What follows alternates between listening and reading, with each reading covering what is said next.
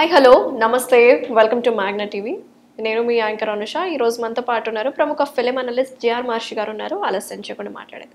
Hello sir, నమస్తే. నమస్తే మా సార్, హిట్ 3 ప్రమోషన్స్ బాగా గట్టిగా జరుగుతున్నాయి. Hit 1, hit 2. ఫస్ట్ హిట్ 1 ఏమన్నా విశ్వక్సేన్ గారు చేసినారు, హిట్ 2 ఏమన్నా అడివిశేష్ గారు చేసి, ఇప్పుడు ప్రెసెంట్ నాని.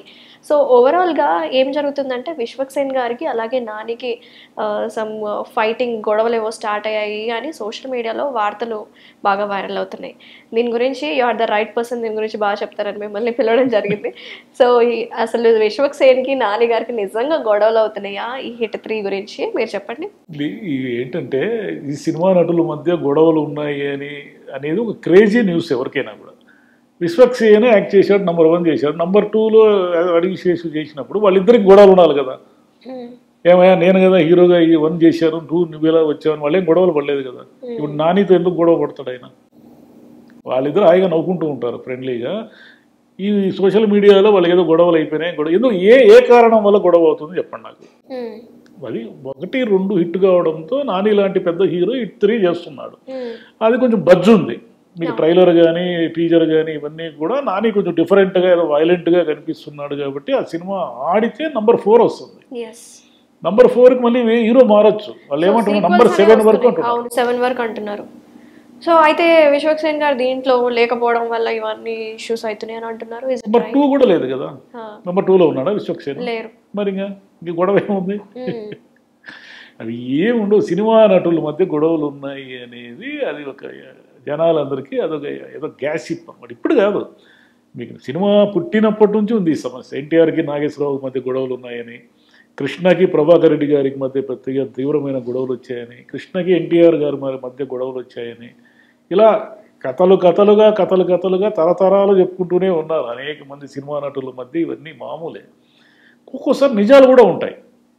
కృష్ణ గారికి ఎన్టీఆర్ గారికి మధ్య గొడవ జరిగిన మాటలో కొంత వాస్తవం ఉంది ఆ రోజుల్లో.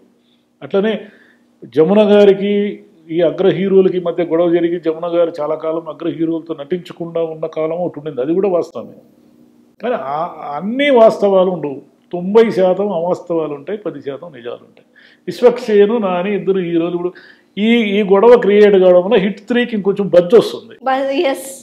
అవును సార్. ఇంకోటి కూడా మీరు ఓవరాల్ గా అయితే నాని గారు అయితే ఫుల్ కాన్ఫిడెంట్ గా ఉన్నారు హిట్ 3 బ్లాక్ బస్టర్ అవుతుంది. ఎందుకంటే ఆయన మాటల్లో చెప్తున్నట్టే కోర్ట్ సినిమా ఎట్లా హిట్ అయిందో ఇది కూడా అట్లనే హిట్ అవుతుంది అంటున్నారు. అంటే నానికి యాక్షన్ హీరో కావాలనే, నాని మంచి కామెడీ నటుడు, మంచి ఫ్యామిలీ నటుడు. ఈ దశలన్నీ దాటేసి యాక్షన్ హీరో కావాలి అనేది పట్టుకుంది ఆయనకి. అది కృష్ణార్జున యుద్ధంతో మొదలైంది. కృష్ణార్జున యుద్ధంలో డబుల్ యాక్షన్ సినిమా, బట్ ఆడలేదు అది.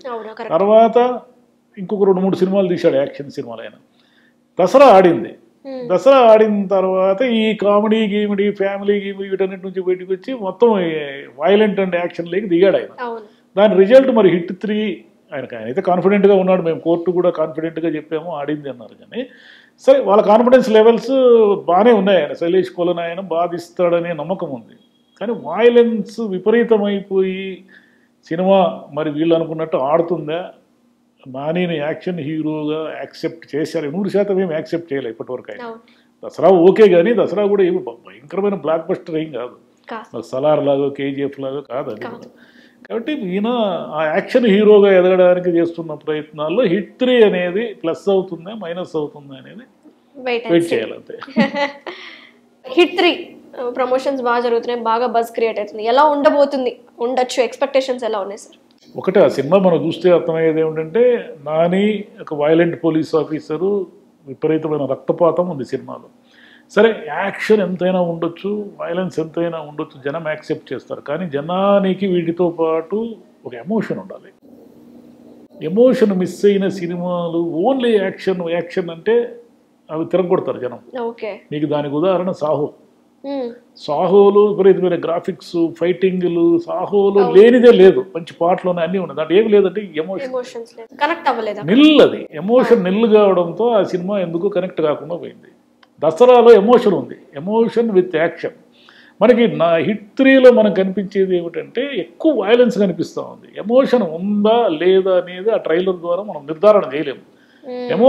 యాక్షన్కి ఎమోషన్ కలిస్తేనే సినిమా గుడ్ కాంబినేషన్. మీరు ఎన్ని ప్రమోషన్లు చేసినా ఏం చేసినా నేను ఏదో ఫీల్ కావాలి నాకు దాంట్లో, నాకు నేను ఇంకే ఏదో ఒక పాత్రలో నన్ను నేను చూసుకోవాలి. ప్రేక్షకుడు అంటే ఎవరు? ఈ సినిమాలో ఇన్వాల్వ్ అయ్యేవాడు. మనం ఇన్వాల్వ్మెంట్ లేకుండా తెర మీద జరిగే ఊరికి ఏదో జరిగిపోతా ఉందనుకోండి, అప్పుడు సినిమా డ్యామేజ్ అవుతుంది. మరి హిట్ 3 ఎమోషన్ మిక్స్ అయి ఉంటే వైలెన్స్కి హిట్ అవుతుంది, లేదంటే హిట్ 4 ఉండకపోవచ్చు. హిట్ 4 ఫట్ అవుతుంది.